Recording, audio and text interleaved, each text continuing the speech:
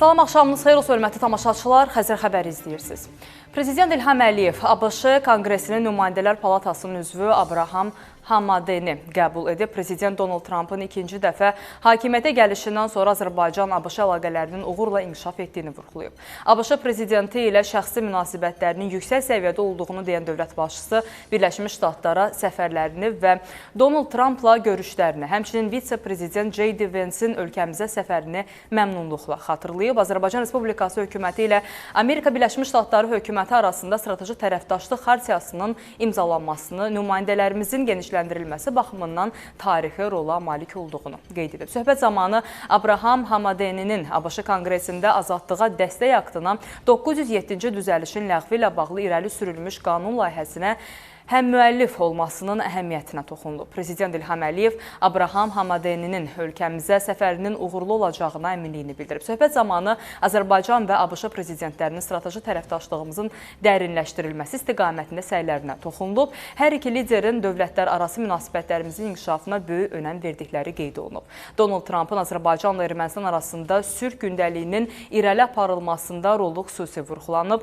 Regional nəqliyyat bağlantılarının inkişafı baxımından trip dəhlizinin yaradacağı imkanlara toxunub. Görüşdə ölkəmizlə ABŞ Konqresi arasında dialoqun möhkəmləndirilməsi ilə bağlı fikir mübadiləsi aparılıb. İqtisadi, ticari sərmayə, enerji təhlükəsizliyi bağlantıları, texnologiya və digər sahələrdə əməkdaşlığın genişləndirilməsi üçün yaxşı imkanların olduğu bildirilib. Azərbaycan-ABŞ tərəfdaşlığının perspektivləri müzakirə olunub.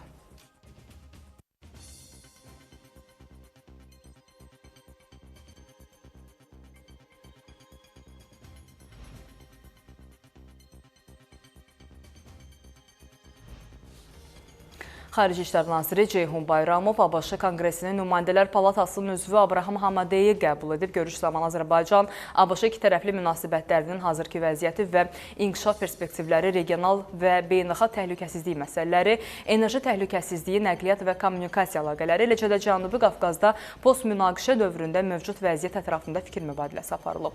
İlk dəfə olaraq Azərbaycan-ABŞ iqtisadi əməkdaşlıq dialoqunun keçirildiyi, ticarət, investisiyalar, enerji, nəqliyyat, rəqəmsal inkişaf və digər sahələri əhatə edən 10 əməkdaşlıq sənədinin imzalandığı diqqətə çatdırılıb. Görüş zamanı Azərbaycan-ABŞ münasibətlərinin gələcək inkişaf perspektivləri müzakirə olunarkən ikitərəfli əməkdaşlıqda məhdudiyyətlərin aradan qaldırılmasının əhəmiyyəti vurğulanıb. Bu çərçivədə ABŞ-nın Azərbaycana dövlət yardımını məhdudlaşdıran 907-ci düzəlişin tamamilə ləğvinin iki ölkə arasında strateji tərəfdaşlığın ruhuna uyğun olacağı, təhlükəsizliyi, enerji, nəqliyyat, iqtisadiyyat və regional sabitlik sahələrində əməkdaşlığın daha da genişləndirilməsi töhfə verəcəyi qeyd olunub. Bildirilib ki, sözügedən düzəliş öz mahiyyətinə görə köhnəlmiş yanaşmanı əks etdirib və mövcud geosiyasi reallıqlar, eləcə də Azərbaycan-ABŞ tərəfdaşlığının səviyyəsi ilə uzlaşmır.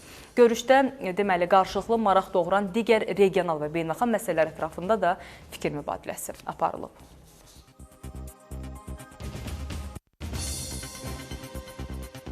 Davam edirik. Azərbaycanda əhali ən çox pulu ərzaq məhsullarına xərcləyir. Bu ilin ilk 5 ayında pərakəndə ticarət dövriyyəsi 25 milyard manatı keçib. Statistikaya görə vətəndaşların xərclədiyi hər 100 manatın 55 manatdan çoxu ərzaq, içki və tütün məmulatlarına gedir. Qeyri-ərzaq mallarında isə daha sürətli artım qeydə alınıb. İqtisadçılar bunu həm gəlirlərin artması, həm də qiymət səviyyəsinin yüksəlməsi ilə əlaqələndirirlər.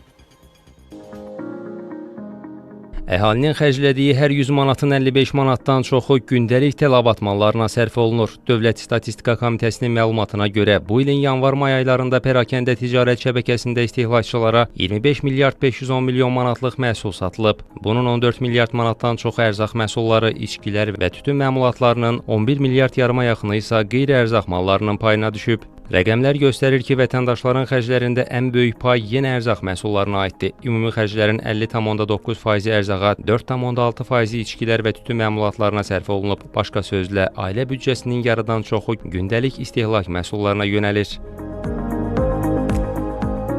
İqtisadçı Xalid Qərimli bildirir ki, pərakəndə ticarət dövriyyəsindəki artım təkcə alışların çoxalması ilə bağlı deyil. Burada həm əhalinin nominal gəlirlərinin və orta aylıq əmək haqqının artması, həm də inflyasiyanın təsiri var. Struktura baxanda, strukturda yenə də ərzaq xərcləri yüksək pay təşkil edir. Ümumiyyətlə, ərzaq və içkilər əhalinin hər 100 manatlıq ödənişinin 55 manatdan çoxunu təşkil edir ki, bu göstəricidə demək olar ki, uzun illərdir bir dəyişim yoxdur. Əslində, inkişaf eləmiş ölkələrin statistikalarına baxanda görürük ki, insanların gəlirləri artdıqca, həyat səviyyəsi yaxşılaşdıqca, ərzaq və içki xərcləri ümumi xərclərin 20-30%-dən çox olmur. Hesabat dövründə bir nəfər pərakəndə ticarət şəbəkəsində ayda orta hesabla 496 manat xərcləyib. Bunun 275 manatı ərzaq, içki və tütün məmulatlarına, 221 manatsa qeyri-ərzaq mallarına sərf olunub. Qeyri-ərzaq mallarında isə artım 6,7% olub.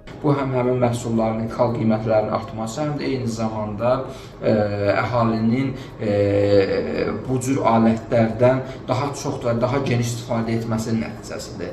Yəni, rəqəmsallaşma genişləndikcə, ümumiyyətlə belə deyək, elektron hökumət genişləndikcə, digər strukturların onlayn fəaliyyətləri genişləndikcə əhalinin müasir kompüter texnologiyası və telekommunikasiya alətlərdən, telefonlardan istifadəsi də genişlənir və bu xərcləmələrin strukturunda da özünü göstərir. Digər bir məqam aptek əczaçılıq məhsullarının dövriyyəsinin kəskin artmasıdır, 25%-ə qədər yüksəlib. İqtisadçılar bildirirlər ki, xərclərin artımında inflyasiya mühüm rol oynayır. Son 5 ayda ölkədə 5,6%lik inflyasiya qeydə alınıb. Bu da bir çox məhsul və xidmətlərin qiymətinə təsirsiz ötüşmür. Bununla belə pərakəndə ticarət dövriyyəsinin artması bazarda aktivliyin davam etdiyini göstərir. İslam Əşrəfov, Kənan Qafar, Xəzər xəbər.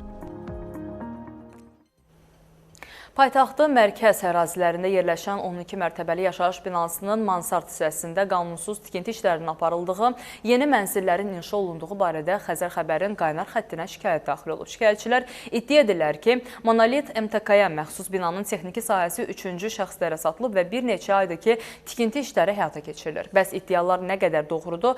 MTK rəhbərliyi və rəsmi qurumların mövqeyini də öyrənmişik, izləyək.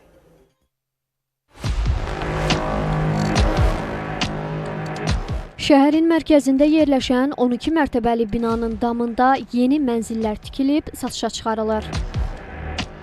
Bu iddia ilə Aşıq Molla Cümə küçəsi giriş 3, M12, M2 ünvanında yerləşən Monolit MTK-ya məxsus yaşayış binasının sakinlərindən biri Xəzər xəbərə müraciət edib. Şikayətçinin vəkili iddiasında bildirib ki, Monolit MTK ərazidə yerləşən 4 binanın sakinlərə məxsus olan çardaq və texniki sahəsini qanunsuz olaraq maklerlərdən birinə yeni mənzil inşası üçün satıb.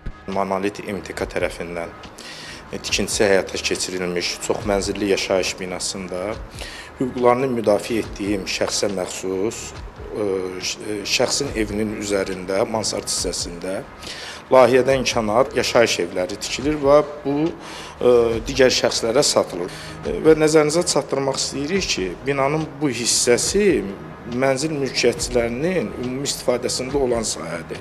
Bunun MTK-ya aidiyyatı yoxdur. Şikayətçi onu da iddia edir ki, qeyri-yaşayış sahəsində tikilən mənzillər üçün yaxınlıqda yerləşən binalardan qanunsuz qaz xətti çəkilib, eləcə də su, kanalizasiya, elektrik xətləri də aşağı mərtəbələrdə yaşayan qonşuların xəttinə birləşdirilib. Şikayətçinin sözlərinə görə 4 binada aparılan qanunsuz tikinti işləri barədə aidiyyatı qurumlara müraciət edildikdən sonra 3 binada tikinti dayandırılıb. Bir binada isə tikinti işləri hələ də davam etdirilir. 4-dən yuxarı binada aparılır bu tikinti işləri. Hər binada da təxminən 6 mənzil tikilir, satılır.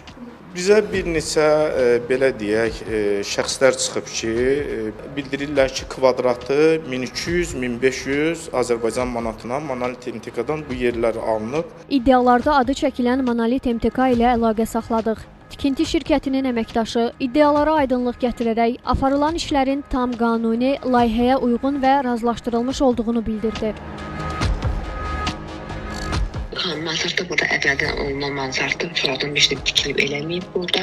Digər binalarda eyni qaydadadır. Bunun dövlət tərəfindən bunun təsdiqlənmiş normal bir layihələrdir. Bunun sadəcə o hansı bir sakinin nəsə xoşuna gəlməyib, qiymətlə razılaşıb, nəsə bir şeylər bilməm. Layihənin qanuniliyini sizdə əks etdirən hər hansı bir çıxarış varmı? Biz bu xəbərləri niyə təqdim etməliyik ki? Şirkət mansart hissədə heç bir əlavə tikintinin aparılmadığını bildirsə də, 12-ci mərtəbəyə qalxdığımız zaman tikinti işlərinin həyata keçirildiyinin şahidi olduq.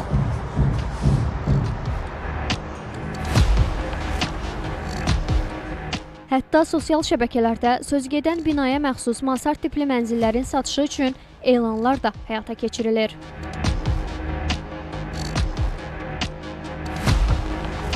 Mansardın sahibi olduğunu iddia edən şəxslə də əlaqə saxladıq. İlkin Rəhimov Xəzər xəbərə bildirdi ki, aparılan tikinti işləri rəsmi qurumlarla razılaşdırılıb. Mənzillərə artıq bütün kommunal sayğaclar da qoyulub. Bu da çek. Bax, rəsmi şəkildə verilib adres. Məsələ ilə bağlı Fövqəladə Hallar Nazirliyindən bildirildi ki, Monolit MTK tərəfindən inşa edilmiş 2 ədəd 12 mərtəbəli yaşayış binasının çardaq və texniki sahəsinə əlavə pəncərə oyuqlarının açılması, əlavə mənzillərin tikilməsi barədə sakinlərdən daxil olmuş şikayətlər araşdırılıb. Binaların dam hissəsinə baxış keçirilib və qanunsuz layihədən kənar aparılan tikinti işləri barədə MTK rəhbərliyinə və aidiyyatı qurumlara məktub ünvanlanıb. Dövlət Şəhərsalma və Arxitektura Komitəsindən isə bildirildi ki, bu istiqamətdə müvafiq tədbirlərin görülməsi üçün aidiyyatı dövlət qurumlarına müraciət olunub. Nərmin Məmmədhəsənli, Namiq Hüsiyev, Xəzər xəbər. Xətai sakinləri Xəzər xəbərin qaynar xəttinə müraciət ediblər. İddia edilib ki, Qədir Məmmədov küçəsində 2 gündür naməlum tikinti işlərinə başlanılıb. Sakinlər bildirirlər ki, xüsusilə gecə saatlarında ərazidə ağır texnikaların işləməsi onları narahat edir. Gecələr səs-küy, gündüzlər isə toz torpaq. Baxsa 02:51-də qazıntı işləri aparılır. Bütün səs-küylər, yəni gəlir evin içinə də. Gecələr səs-küyü, gündüzlər toz torpaq. 2 həftə əvvəl ərazi hasarlanıb, 2 gün əvvəlsə tikinti başlayıb. Görüntülər Xətai rayonu Qədir Məmmədov küçəsindəndir. Tikinti aparılan ərazinin yaxınlığında yaşayan sakinlər iddia edirlər ki, əvvəllər bu yerdə kiçik ticarət obyektləri fəaliyyət göstərib. Bir neçə gün əvvəlsə söküntü aparılıb və ərazi hasarlanıb. Hasarlanan ərazidə işləyən texnikaların səsi isə gecələr sakinlərin istirahətinə mane olur. Bəli, gecə səhərə kimi bizi narahat eləyir. Eyni zamanda qazıntı vaxtı o toz torpaq düz evin içinə girir. Paltar sərmək mümkün deyil. O səs küydən mümkün deyil. Qəbristanın yanında 5 metr yerdə nə tikirlər heç kim bilmir. Başa bura 2 həftədir bağlanmışdı. Dünən başlanılıb qazmağa, Həm uçurdular, orada butkalar var idi, nə bilim nə var idi. Uçurdular, gecə səhərə qədər də texnika işləyib. Nə yatmaq mümkün deyil, toz torpağını da əlilən mümkün deyil.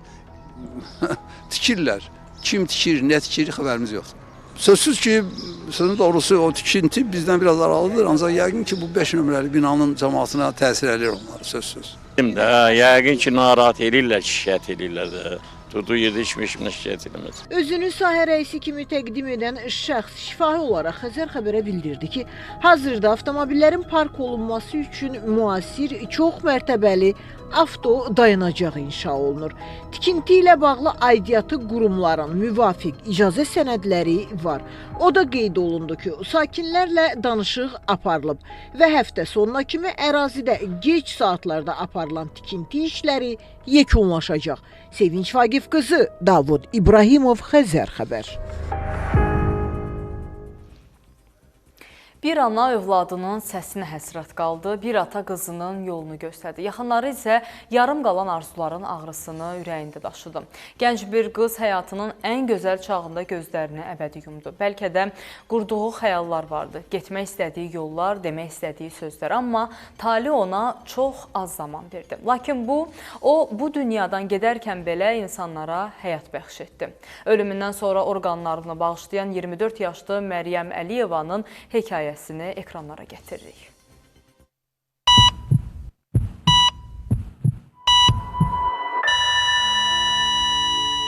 Ölümü ilə neçə insanlara həyat oldu. Bəzən bir insanın ömrü qısa olur, amma qoyduğu iz sonsuzluğa uzanır. Məryəm Əliyeva. Bu gənc qız həyatının baharında ağır avtomobil qəzasında dünyasını dəyişdi. Onun ürəyi sustu. Arzuları yarım qaldı. Ailəsinin qəlbində sağalmaz bir yara açıldı. Amma o, bu dünyadan gedərkən belə yaşatmağı seçdi. Əslində ailənin qərarı idi, valideynlərin başda da qərarı idi ki, belə bir addım atılsın, təklif olundu. Valideynlər də tərəddüd etmədən bunu qəbul etdilər. Və bu addımdan sonra biz bilmişik ki, sən demə öz dostlarına deyibdi ki, o vaxtı qabağına belə bir şey çıxıb deyibdi ki, yəni mən bilsəm, yəni ki, donor olacağam, bir saniyə belə tərəddüd etmərəm. Əslində çox ağır bir, çətin bir qərar idi. Bu acılı günlərdə bu qərarı vermək çox çətin idi. Ancaq valideynlər də, ailə də düşündü ki, bu qərarı verməklə bir neçə nəfər həyata qayıdacaq və elə də oldu. 6 nəfər insan həyatı xilas olur. Bağışlanan orqanları 6 insana yeni nəfəs, yeni ümid, yeni həyat oldu. Bir ürək yenidən döyündü. Bir cüt göz yenidən işığı gördü. Bir neçə insan sevdiklərinə qovuşmaq şansı qazandı. Bəzən qəhrəman olmaq üçün uzun illər yaşamaq lazım deyil. Bəzən bir qərar, bir mərhəmət. Bir insanın həyatı onlarla insanın taleyini dəyişməyə kifayət edir. Ki, bu nümunəvi addımı da ailələr çoxsu görər və gələcəkdə bir insanın itirdikləri zaman ən azı bir neçə insan həyatını xilas eləmiş olarlar. Ən birinci insanların həyatda qalmağıdır, başqa insanlara həyat verməkdir. Həm savabdır, həm də hansısa ailələrin öz anasını, atasını, evladını sevindirmiş oluruq. Bu addımdan düşünürük. Ruhun şad olsun gözəl qız. Sənin ömrün qısa oldu. Amma qəlbin bir ömrə sığmayacaq qədər böyükdür. Sən bu dünyadan köçdün. Amma 6 fərqli ailənin dualarında, göz yaşlarında və sevinclərində əbədi yaşayacaqsan. Sənin hekayən həyatın nə qədər kövrək, insanlığın isə nə qədər böyük olduğunu xatırladacaq. Ruzana Kərimli, Rasim Əziz, Fəruq Qafarov, Xəzər Xəbər.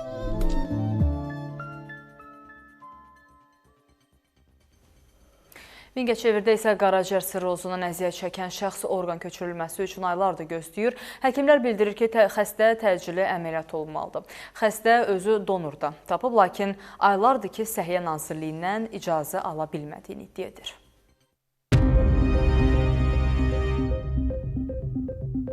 Mingəçevir sakini uzun müddətdir qaraciyər sirrozu xəstəliyindən əziyyət çəkir. Ülviyə Mustafayeva xəstəliyinin onu günbəgün üstələdiyini, hazırda yeriyə bilmədiyini, ayağında, qarın nahiyəsində şiş yarandığını bildirir. Müsahibimizin bu xəstəlikdən qurtulması üçün ona qaraciyər köçürülməlidir. İndi vəziyyətim çox pisdir, yeriyə bilmirəm. Əgər sistem vurdurmasam, ayaqlarım şişir, qarnım şişir. Vəziyyətim pisləşir. Həmçinin də bu mənə temperatur verir. Ona görə də dərmanla, iynə ilə, sistemlə yaşamağa məcbur olmuşam. Çıxış yolu nədir? Əməliyyat olunmalı? Bəli, çıxış yolunu həkimlər baxdılar, dedilər ki, çıxış yolu əməliyyat olunmalısan təcili. Çünki qaraciyərimin 20% işləyir, 80% isə işləmir. Qadın iddia edir ki, əməliyyat üçün donor tapılsa da, Səhiyyə Nazirliyi 2 aydır prosesin həyata keçirilməsinə imkan vermir. Bizə razılıq verilməlidir oradan ki, Səhiyyə Nazirliyindən ki, bizi əməliyyat eləsinlər gömrük hospitalında. Bizdə çarçarpazdır, elə bil ki, bizdə böyrəkdir, digərində isə qaraciyərdir. Həmin adam qaraciyərini mənə verəcəkdir. Bizdə də böyrəyi həmin adama, ayrı adama veriləcək. 2 aya yaxındır ki gözləyirik. Bir dənə hə cavabını almaqdan ötəri bu qədər gözləmək olar. Məyər Səhiyyə Naziri üçün bu qədər çətindir hə cavabı vermək. Məsələ ilə bağlı Səhiyyə Nazirliyindən Xəzər xəbərə bildirildi ki, Etika Komissiyası ictimai əsaslarla fəaliyyət göstərən müstəqil qurumdur və Nazirliyin funksional tabeliyində deyil. Komissiya öz fəaliyyətini qüvvədə olan normativ hüquq aktlarının tələblərinə uyğun olaraq müstəqil şəkildə həyata keçirir və qərarlarını sərbəst qəbul edir. Komissiyanın tərkibində müxtəlif dövlət qurumlarının nümayəndələri təmsil olunur. Onların fəaliyyətinin müstəqilliyinin və təhlükəsizliyinin təmin edilməsi məqsədi ilə şəxsi məlumatları və kimlikləri açıqlanmır. Sorğuda qeyd olunan məsələ ilə bağlı Etika Komissiyasından bildirilib ki, vətəndaşın müraciətinə bağlıb və gün ərzində ona rəsmi cavab təqdim ediləcək. Rahim İbrahimoğlu, Rusanna Kərimli, Xəzər xəbər. Tovuz rayonunda çayda batan 22 yaşlı gəncin meyidi tapılıb. Hadisə Tovuz çayının Dondar Quşçu kənd ərazisindən keçən hissəsində qeydə alınıb. Məlumata görə Ağdam rayon sakini İlham Şirinov Bakı şəhərindən Tovuz rayonunun Dondar Quşçu kəndində yaşayan qohumlarının evinə qonaq gəlib. Son günlər yağan intensiv yağışlar səbəbindən Tovuz çayında suyun səviyyəsi yüksəlib, axının sürəti artıb. Bir müddət əvvəl çayda itkin düşən gəncin axtarışlarına aidiyyatı qurumların əməkdaşları cəlb olunub. Aparılan axtarış tədbirləri nəticəsində İlham Şirinovun meyidi çaydan tapılaraq çıxarılıb və hadisənin təfərrüatı Tovuz rayon prokurorluğunda araşdırılır.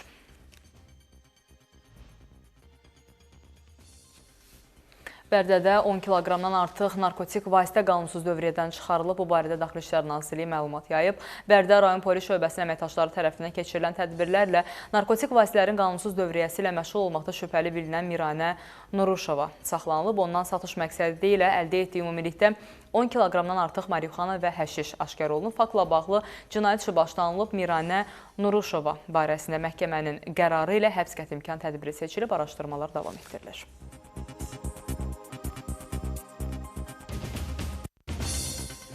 Bakıda 51 kiloqram narkotik dövriyyədən çıxarılıb. Daxili İşlər Nazirliyinin Baş Narkotiklərlə Mübarizə İdarəsinin əməkdaşları tərəfindən narkotik vasitələrin qanunsuz dövriyyəsi və satışının qarşısının alınması istiqamətində əməliyyat tədbirləri davam etdirilir. Paytaxt ərazisində keçirilən növbəti əməliyyat zamanı 26 yaşlı Nicat Həsənov saxlanılıb. Həmin şəxsdən 51 kiloqram tərkibinə zərərli maddələr əlavə edilmiş marixuana və 2000 ədəd psixotrop tərkibli həb aşkar edilərək götürülüb. Araşdırmalarla müəyyən olunub ki, Nicat Həsənov xarici narkotacirlərin tapşırıqları əsasında ölkə ərazisində narkotik vasitələrin qanunsuz dövriyyəsini təşkil edib. Faktla bağlı cinayət işi başlanılıb. Nicat Həsənov barəsində məhkəmənin qərarı ilə həbs qətimkan tədbiri seçilib. Araşdırmalar davam etdirilir.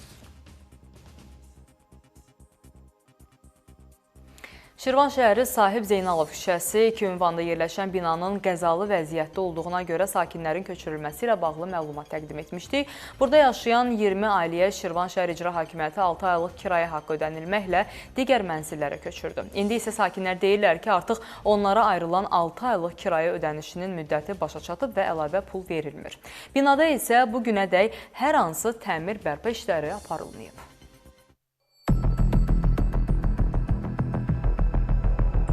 Bir ilə yaxın müddətdir qəzalı vəziyyətə düşən bina nə təmir edilir, nə də sakinlərə təyin olunan kirayə pulu ödənir.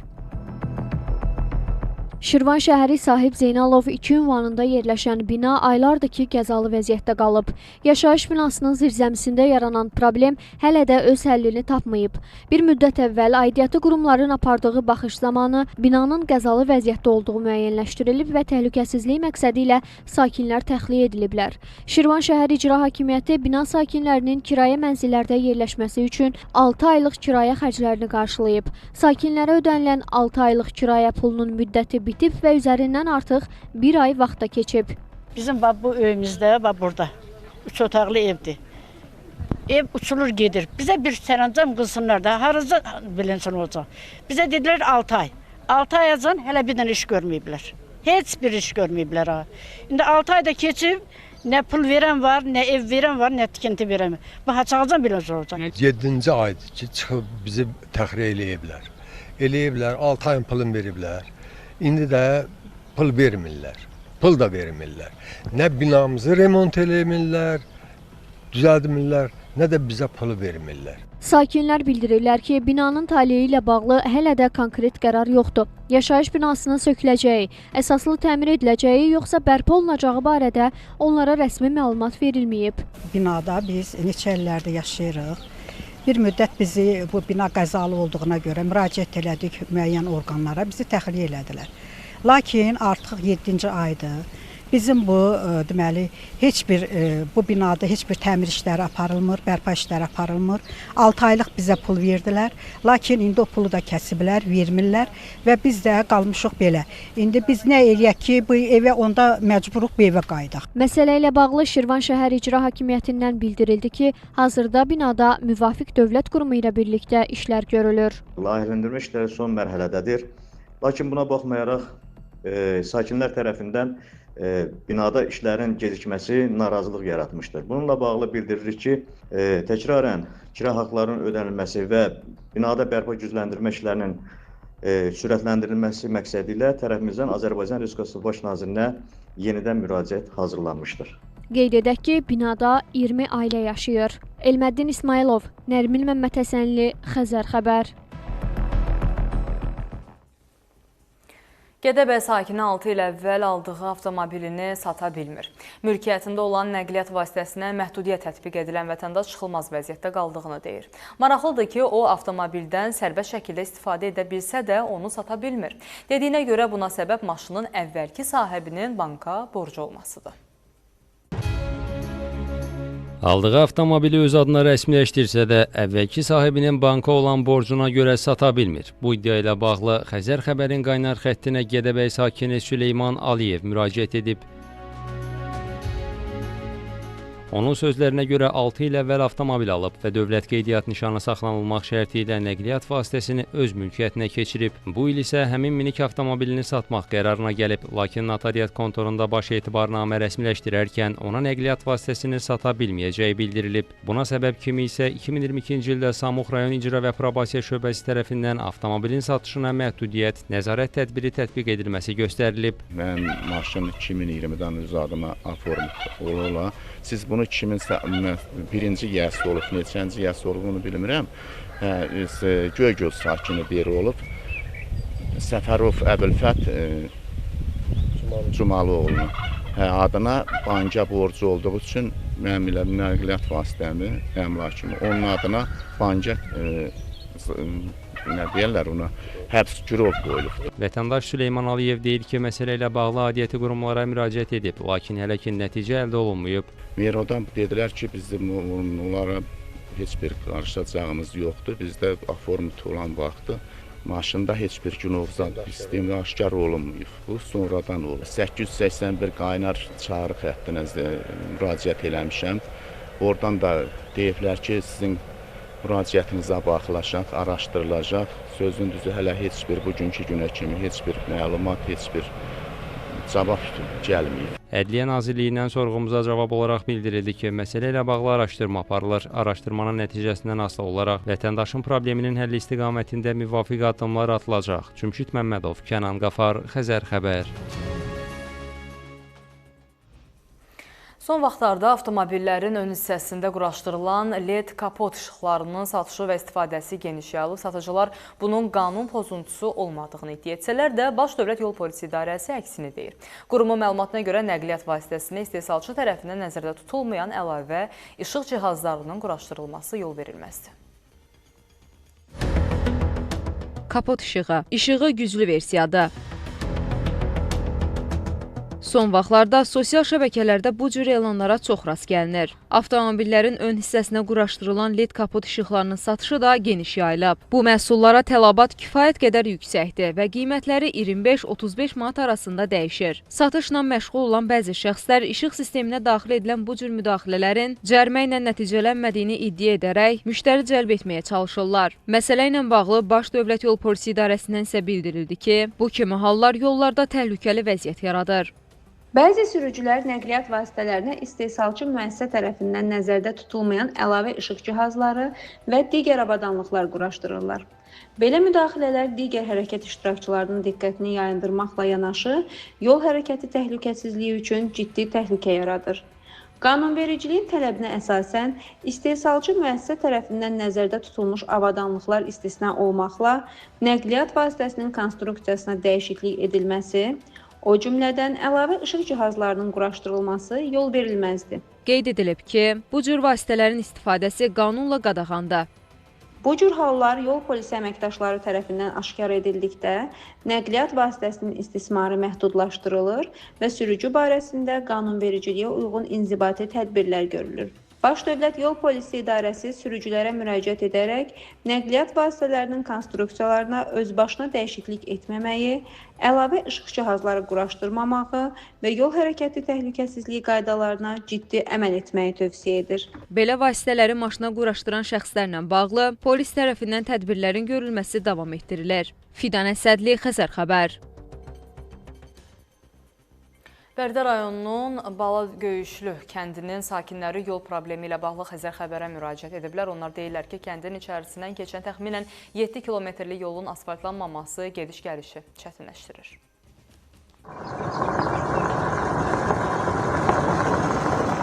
Kənd sakinləri yolun yararsız olmasından şikayətçidirlər. Bərdə rayonunun Bala Göyüşlü kəndinin sakinləri problemlə bağlı Xəzər xəbərin qaynar xəttinə müraciət ediblər. Onlar deyirlər ki, Bala Göyüşlü kəndi bir istiqamətdə Alpavud, Boy Əhmədli, Nazırlı, digər istiqamətdə isə 32-lər, Molla İsalar, Kolayır kəndlərini aparan yolların arasında yerləşir. Hər iki istiqamətdə gedən yollar bərpa edilib. Lakin həmin yolları bir-biri ilə birləşdirən və bu kəndin içərisindən keçən 7 kilometrlik məsafə hələ də təmir olunmadan qalıb. Neçə illərdə bu Göyüşlü kəndinə yol çəkilməklə bağlı hələ indiyənə qədər elə deyirlər, bir il, gələn il, o bir il yollarımız çəkilmir. Özüm də asma bronx olan xəstəliyim var. Yayda tozun torpağın əlindən, qışlara suyun palçığın əlindən, yəni yerimək mümkün olmur. Kənd sakinləri bildirirlər ki, yaxınlıqdakı heyvan bazarı bu yolun üzərində yerləşir. Bazara heyvan aparanlar da gediş-gəlişdə ciddi çətinliklə üzləşirlər. Mal bazarı bu yolun üstündə olduğu üçün bu kənddən altı bazarda mal bazar günü bura bərbad günündə olur. Çünki əhali bu yoldan xeyrimiz, şəhərimiz birdir. 7 kilometrə yaxın yolumuz bərbad günləri, çox bərbad günləri. Bizdə Qıraq kəndlə 32-lər, Gülgəzli, 15 kəndlə Bu Əhmədli deyilən kəndin birləşməsidir bura. Burada mal bazar günü maşınlar gəlib keçir. Bütün o kəndlə bu kəndin gediş-gəlişi eynidir. Bura asfalt olunsa maşınlar buradan gedər.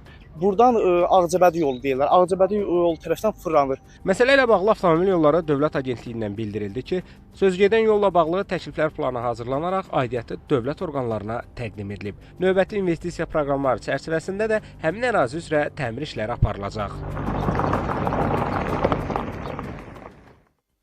Sabunçu rayonunun Zabrat qəsəbəsində kanalizasiya sisteminin olmaması səbəbindən küçələrdə yaranan su problemi sakinlərin gündəlik həyatını çətinləşdirir. İş o yerə çatıb ki, bəzi sakinlər kirayələrdə qalır, bəziləri isə evlərini tərk ediblər.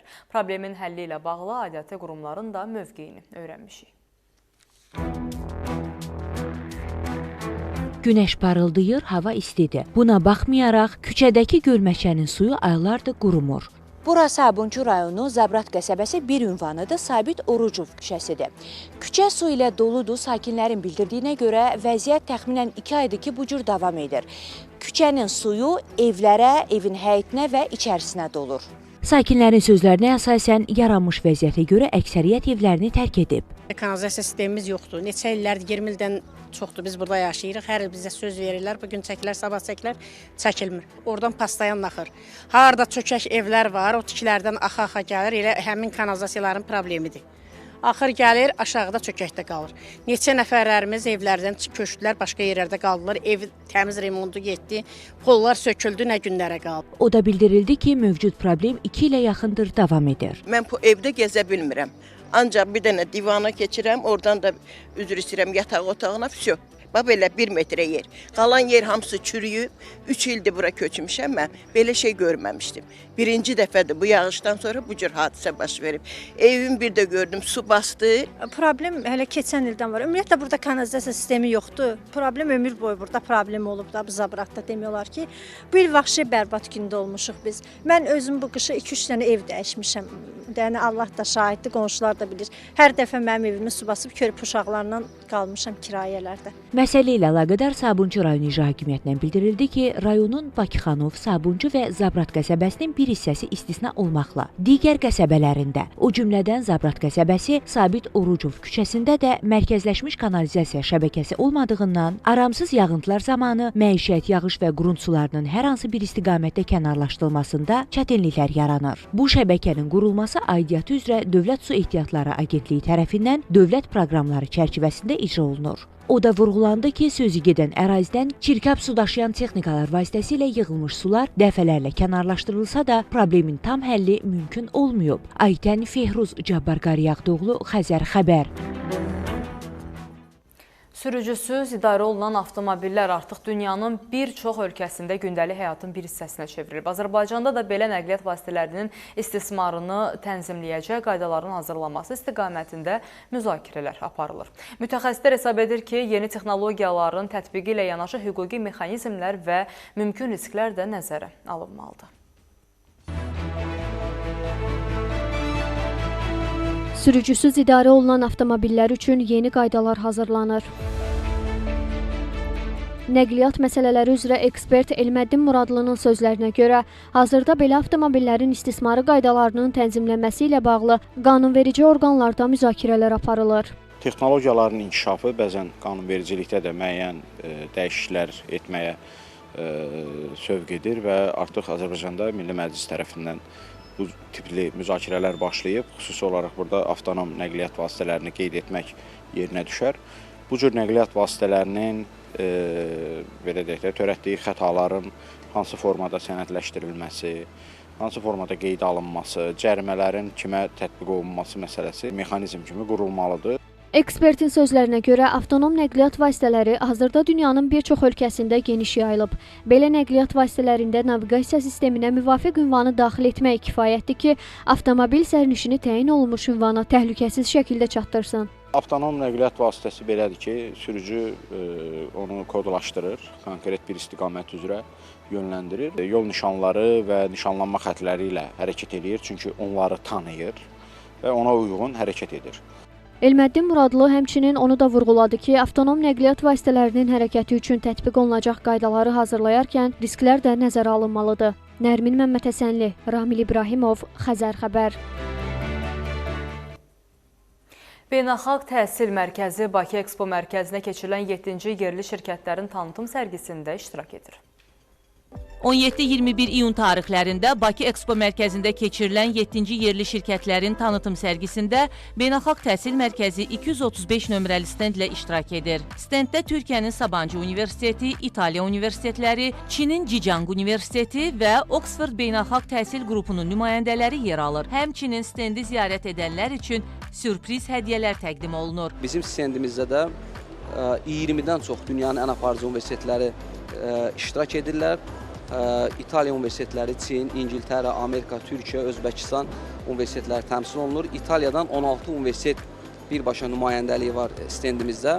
Qeyd edim ki, bu ölkələrdə həm bakalavr, həm magistr təhsil almaq istəyən abituriyentlərimiz, magistrlarımız ayın 20-sinə qədər birbaşa stendimizə müraciət edərək həmin universitetlərlə yaxından əlaqə yarada bilərlər. Xaricdə təhsil almağı planlaşdıranlar sərgi günlərində Beynəlxalq Təhsil Mərkəzinin 235 nömrəli stendinə yaxınlaşaraq ətraflı məlumat əldə edə bilərlər.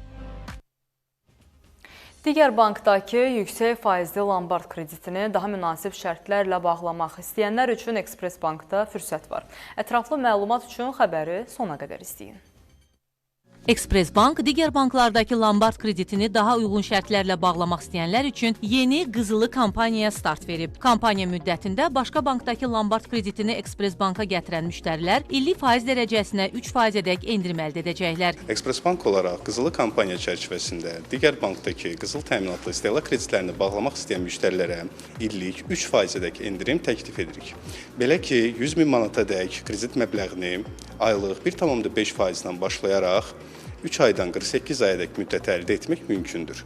Həmçinin müştərilərimiz əsas məbləğ üzrə ödənişə 6 ay sonra başlaya bilərlər. Qeyd edək ki, Express Bank Bakı, Sumqayıt, Gəncə, Mingəçevir, Bərdə, Xaçmaz, Qusar, Lənkəran və Şirvanda olmaqla ümumilikdə 16 filialı ilə fəaliyyət göstərir. Bankın məhsul və xidmətləri ilə expressbank.az saytından, 132 məlumat mərkəzindən və ya bankın sosial mediadakı rəsmi hesablarından tanış ola bilərsiniz. Express Bank ASC Azərbaycan Respublikasının Mərkəzi Bankı tərəfindən 30 dekabr 1992-ci il tarixində verilmiş 119 saylı lisenziya əsasında fəaliyyət göstərir.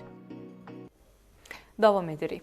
Amerika Birləşmiş Ştatları Prezidenti Donald Trump İran tərəfinin qarşılıqlı anlaşma memorandumu üzrə öhdəliklərini yerinə yetirməyəcəyi təqdirdə İrana hava zərbələrini bərpa etməklə hədələyib. Birləşmiş Ştatlar Senatı isə Prezident Donald Trumpın İrana qarşı müharibə səlahiyyətlərini məhdudlaşdıracaq qətnaməni bloklayıb. Hörmüz boğazının yaxın 1-2 gün ərzində tam açılacağı gözlənilir. Bu barədə ABŞ prezidenti Donald Trump Fransada Misir prezidenti Əbdülfəttah Əs-Sisi ilə görüşü zamanı bildirib. Trump qeyd edib ki, Hörmüz boğazı artıq qismən açılıb və yaxın günlərdə tam fəaliyyətini bərpa edə bilər. ABŞ Senatı Prezident Donald Trumpın İrana qarşı müharibə səlahiyyətlərini məhdudlaşdıracaq qətnaməni bloklayıb. Sənədin Xarici Əlaqələr Komitəsindən səsverməyə çıxarılması təklifinə 48 senator qarşı çıxıb. ABŞ-nin vitse-prezidenti James David Vance isə bildirib ki, ABŞ-İran münaqişəsinin həlli ilə bağlı mümkün saziş İsrail, Livan və Fars körfəzini də əhatə edəcək.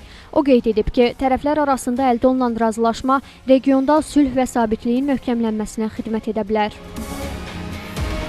Pentagon rəhbəri Pete Hegseth 18 iyunda Brüsseldə keçiriləcək NATO Müdafiə Nazirlərinin görüşündə Avropa müttəfiqlərinin quruma töhfələrinin artırılması məsələsini gündəmə gətirəcək.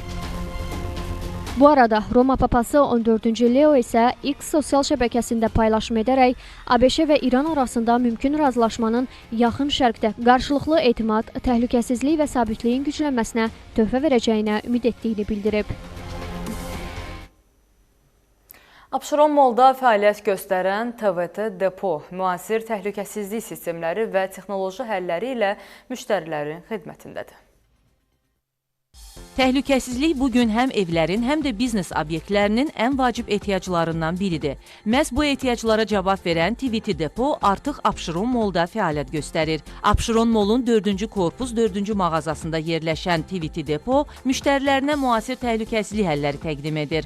Burada yüksək keyfiyyətli müşahidə kameraları, IP və analog kamera sistemləri, video qeydiyyat cihazları, girişə nəzarət sistemləri, domofonlar, siqnalizasiya avadanlıqları, eləcə də parkinqlər və müəssisələr üçün avtomatik açılıb bağlanan şlaqbaum sistemləri mövcuddur. Peşəkar məsləhət, fərdi həllər və geniş məhsul seçimi sayəsində həm fərdi evlər, həm də ofis, mağaza, ambar və iri obyektlər üçün uyğun təhlükəsizlik sistemlərini bir ünvanda tapmaq mümkündür. Əgər siz də evinizin və ya biznesinizin təhlükəsizliyini etibarlı texnologiyalarla təmin etmək istəyirsinizsə, TVT Depoya baş çəkin. Ünvan Lökbatan, Xocəsən yolu 57, əlaqə nömrəsi Ulduz 6767.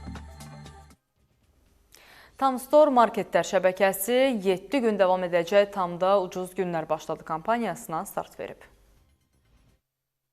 Tamstore Marketlər şəbəkəsi 18-24 iyun tarixlərində Tamstore'da ucuz günlər başladı kampaniyasına start verib. Kampaniya zamanı təzə toyuğun 1 kilosu 4 manat 49 qəpik, dana əti döş sümüklü 15 manat 49 qəpik, peygah kərə yağının 1 kiloqramı 13 manat 99 qəpik, 25%lik 320 qram ramaşka xama 4 manat 69 qəpik, Ayşan qarğıdalı yağının 1 litri 10 manat 89 qəpik, Tajdar basmati düyü 910 qram banka 4 manat 39 qəpik, Tudor Earl Grey 500 qram çay 8 manat 99 qəpik, doymaq makaron 99 qəpik, 3 kiloqramlıq Ariel yuyucu toz 11 manat 99 qəpik, 650 ml Fairy qab yuyan maye 3 manat 59 qəpik olacaq. Bundan başqa kartof 59, soğan 65, qarpız 79 qəpik və bütün meyvə və tərəvəz maya dəyərinə olacaq. Əlavə olaraq Tamstore Marketlər şəbəkəsindən hər 10 manatlıq baxım məhsulları alan müştərilər Changan X5 avtomobili qazanmaq şansı əldə edəcək. Lotereya 8 iyul tarixinə kimi keçərlidir. Endirimlər şəbəkənin Naxçıvan xaric bütün filiallarında keçərli olacaq. Samux sakinləri, bu xəbər sizi sevindirəcək. Çünki Kontakt Samuxda ilk mağazasının qapılarını böyük endirimlərlə açdı. Ətraflı bu sujetimizdə. Samux sakinlərinə sevindirici xəbər. Rayonunuzda ilk Kontakt mağazası açıldı. Rayonun mərkəzində fəaliyyətə başlayan bu yeni mağazada alıcıları açılışa özəl nağdalışda 60%-dək endirimlər gözləyir. Xüsusi təkliflər bununla da bitmir. Bu yeni mağazadan iyunun 24-nədək istədiyiniz məhsulun endirimli qiymətini 24 ayadək bölüb rahatlıqla ödəyə bilərsiniz. Açılış müddətində Super AMOLED ekranlı Samsung Galaxy A17 smartfonunu 520 yox 450 manat, 81 sm diaqonallı Smart Hoffman televizorunu 400 yox, yarı qiymətinə 200 manata, 30-40 kvadrat metr əhatə edən Hisense kondisionerini 1100 yox 600 manata, 249 litr həcmə malik Hoffman soyuducusunu isə 800 yox 500 manata almaq mümkündür. Odur ki, həm ehtiyaclarını qarşılamaq, həm də qənaət etmək istəyirsinizsə, Samux rayonu Nəriman Nərimanov küçəsində Mədəniyyət Mərkəzinin yanında yerləşən Kontakt mağazasına mütləq baş çəkin. Hörmətli tamaşaçılar, bugünkü xəbərlərimizdən bu qədər. Yenidən görüşmək ümidi.